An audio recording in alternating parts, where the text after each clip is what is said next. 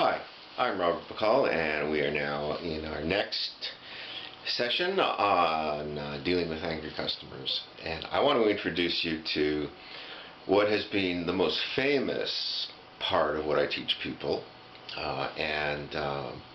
It's a little model that explains the 4 steps that are involved in dealing with a difficult, angry, or emotional customer.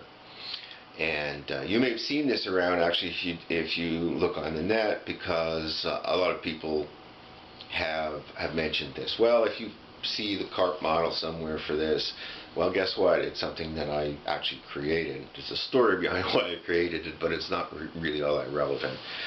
Okay, so here is the Carp model, and I'm going to try and put some overlays on this on the screen for you.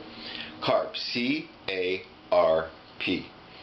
And the C is really the first thing that you need to do, and it stands for control. Now, in previous videos I've told you that the angry customer game is about control. That is, consciously or unconsciously, the angry, abusive, or aggressive customer wants to be able to control you and to affect your emotional reactions and where the conversation goes.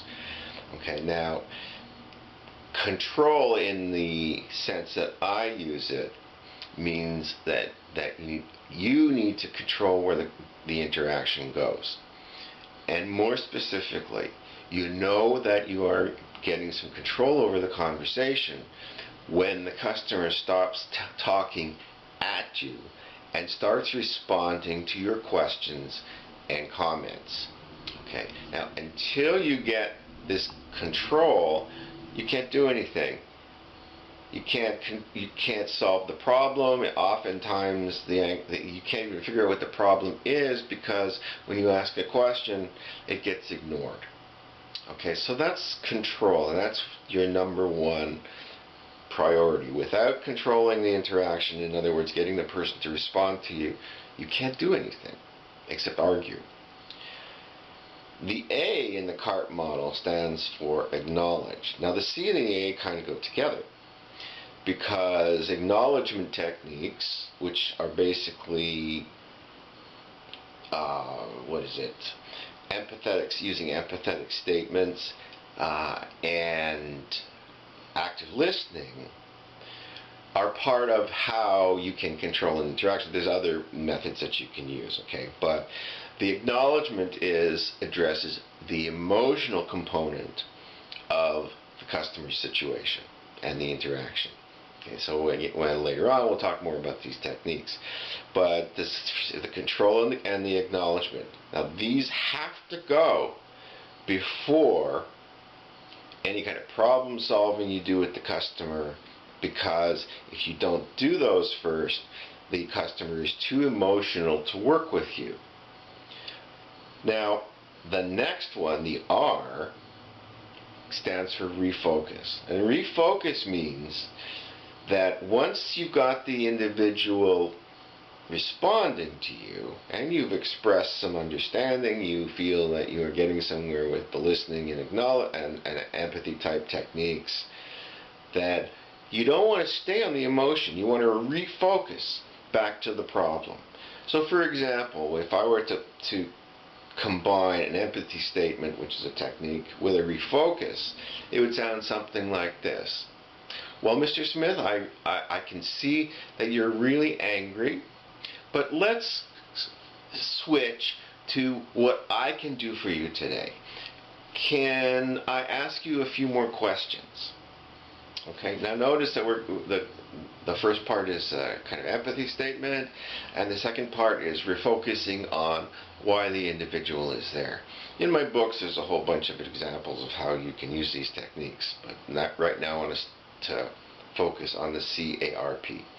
The final step in the process is problem solving, and problem solving is basically getting information, giving information, trying to figure out what can be done, finding out what the customer wants, figuring out what you can provide and not provide. That's all part of the problem solving thing.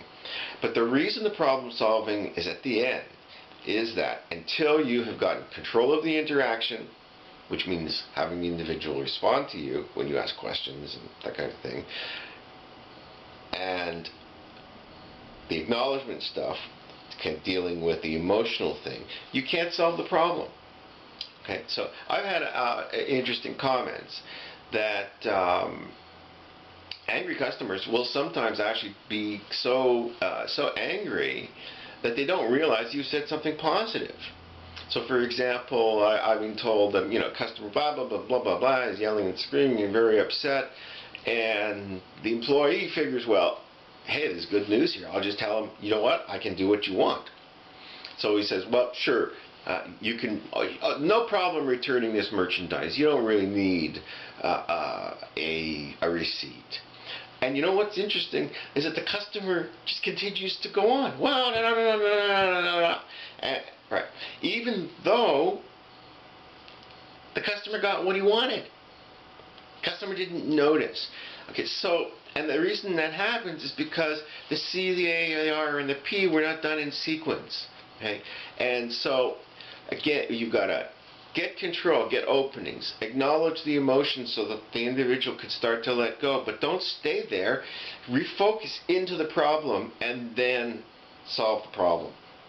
You know when you've gone wrong and your timing is bad when you jump into problem solving and the customer doesn't hear or is completely ignored or just seems to be uninterested in the solutions. It's a funny thing. Angry customers are sort of in two stages. Number one, they're not ready to solve the problem.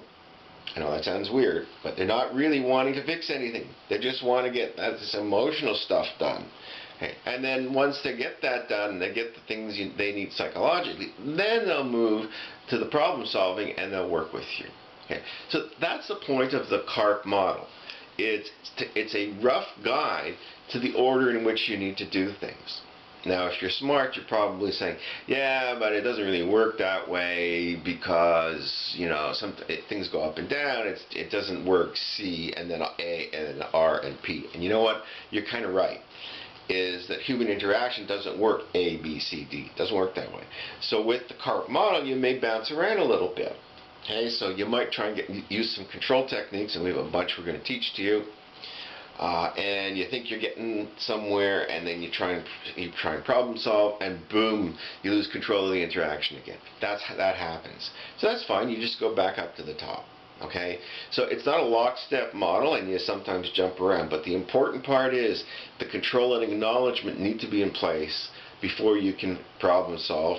And the refocus step is to get people to move further away from their emotions and back to the problem solving. Okay, that's it for now.